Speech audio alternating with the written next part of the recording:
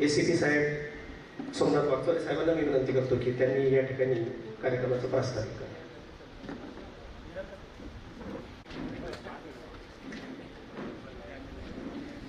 आज या ठिकाणी आपल्या वाकी बुद्रुक वाकी खुर्द गावचे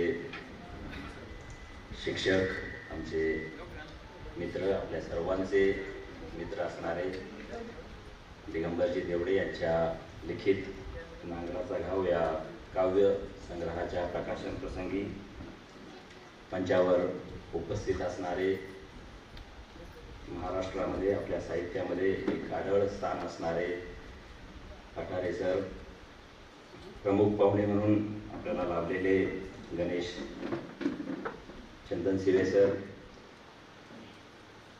प्रकाशक,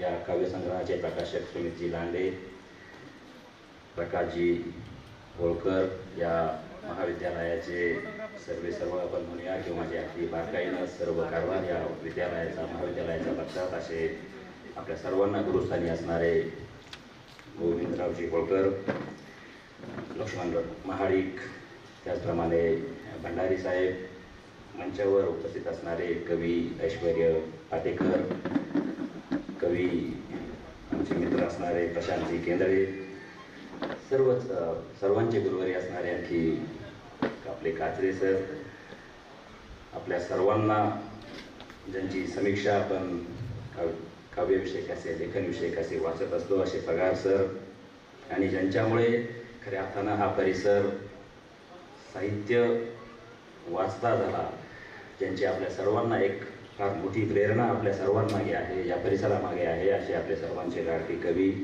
प्रकाशजी होळकर. त्याचप्रमाणे मंचावर उपस्थित आणि सर्व मान्यवर, उपस्थित सर्व या परिसरावर, त्याचप्रमाणे आपल्या दिगंबरवर, कवितेवर, साहित्यावर प्रेम करणारे सर्व गुणीजन. आपल्याला सर्वांना माहिती आहे, मी एक दिगंबरविषयी थोडक्यात सांगतो. आपल्याला सर्वांना तसं माहिती आहे, पुढे असणाऱ्यांना सर्वांना दिगंबरची चांगली माहिती आहे. मला वाटतं माझ्यापेक्षाही जास्त चांगली माहिती आपल्याला सर्वांना आहे. तरी एक शॉर्टकटमध्ये मी सांगू इच्छितो की MA, BEd आणि त्यानंतर नेट उत्तीर्ण असणारा हा आपला कवी मित्र, शिक्षक मित्र 11वी याच कॉलेजमध्ये 1997ला त्यांनी पूर्ण केलं. BA 2002ला पूर्ण केलं. नंतर MA केलं. वाकी बुद्रुक वाकी खुर्द सारख्या सर कायमस्वरूपी दुष्काळग्रस्त असणाऱ्या भागामध्ये आता थोडा तरुणांच्या प्रयत्नामधून, तरुणांनी केलेल्या संघर्षामधून गावामध्ये काहीसा बदल होत आहे. परंतु खऱ्या अर्थानं दुष्काळग्रस्त भागामधील हा कवी मनाचा माणूस पुढे कॉलेजमध्ये शिक्षण घेत असताना सुद्धा होळकर सर असतील, महाडिक सर असतील, किंवा या कॉलेजमध्ये उपलब्ध करून दिलेल्या लायब्ररी असतील, वाचनालय असेल, भव्य वाचनालय असेल, याचं वाचन करून वाचता झाला, लिहिता झाला.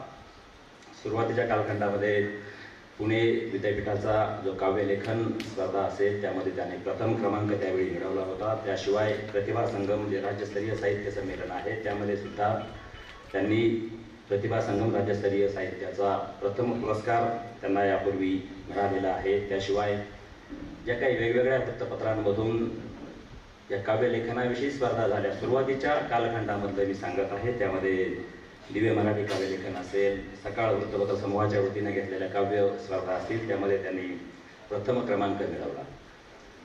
मुख्यत्वे करून कुटुंबाचा व्यवसाय, परिसराचा व्यवसाय, गावाचा व्यवसाय हा प्रामुख्याने शेती व्यवसाय असल्यामुळं शेतीशी निगडीत जी कृषी संस्कृती आहे, कृषीजन संस्कृती आहे, कृषी साहित्याचं थोडक्यात त्यांच्या साहित्यामधून, त्यांच्या कवितांमधून पुरस्कार केलेला त्यांनी आहे. आणि जे काही ते जगत आहे ते आपल्या कवितेमधून मांडण्याचा त्यांनी प्रयत्न केलेला आहे. अनुष्टुप आहे, कवितार्थी आहे किंवा अनुभव आहे यासारख्या दर्जेदार नियतकालिकांमधून त्यांच्या कविता यापूर्वी प्रकाशित झालेल्या आहेत.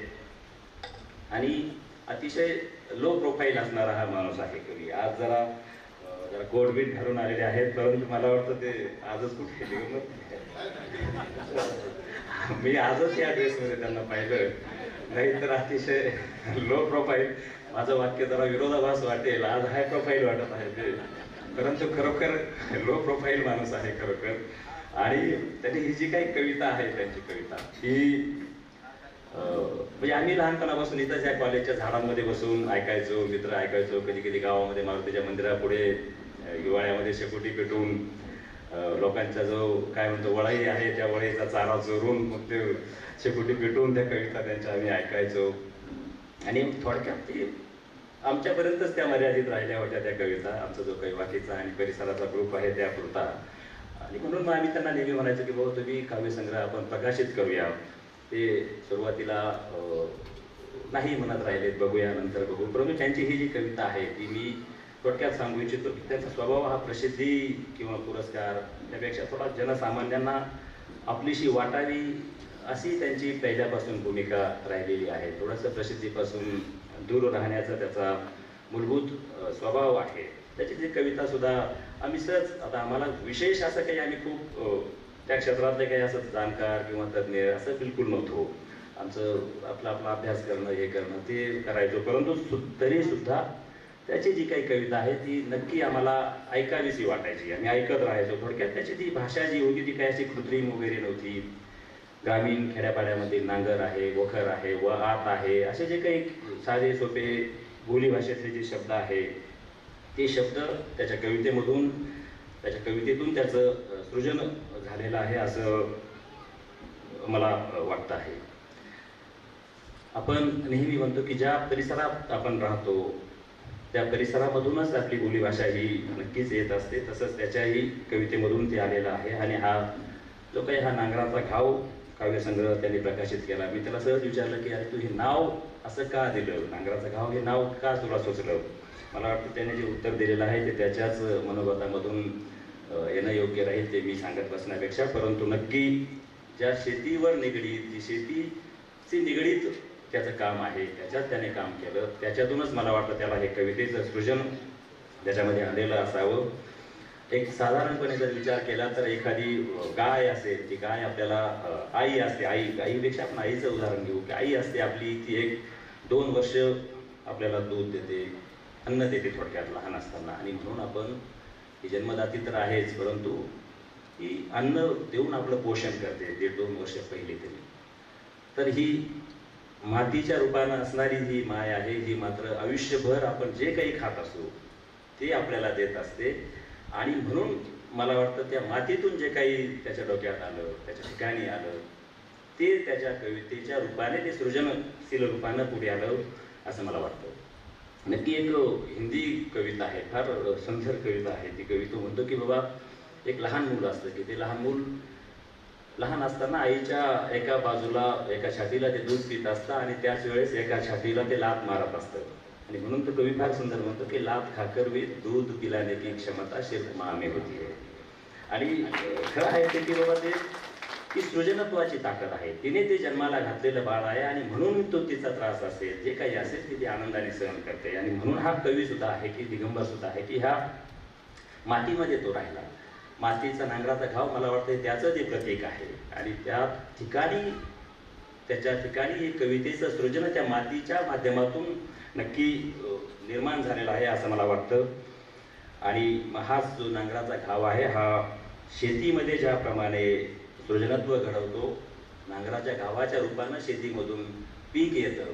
ते पीक म्हणजे तिचं सृजनत्व आहे, तिची नवनिर्मिती आहे. तशी मला वाटतं ह्या शेतीमध्ये जी काही सृजनशीलता आहे ती ह्या नांगराच्या घावाच्या रूपानं दिगंबरच्या शब्दांमधून मला वाटतं व्यक्त झालेली आहे. मी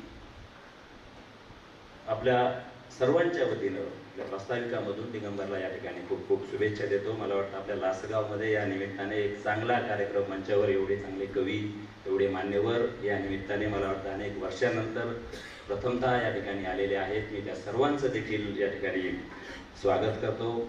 साहित्य क्षेत्रामध्ये खऱ्या अर्थानं महाराष्ट्रामध्ये एक आढळ असणारं नाव पठारे सर, लोककलेमध्ये एक चांगलं मोठं नाव असणारं चंदनशिवे सर, मंचावरील सर्व मान्यवरांचंही मी या प्रास्ताविकाच्या रूपानं स्वागत करतो.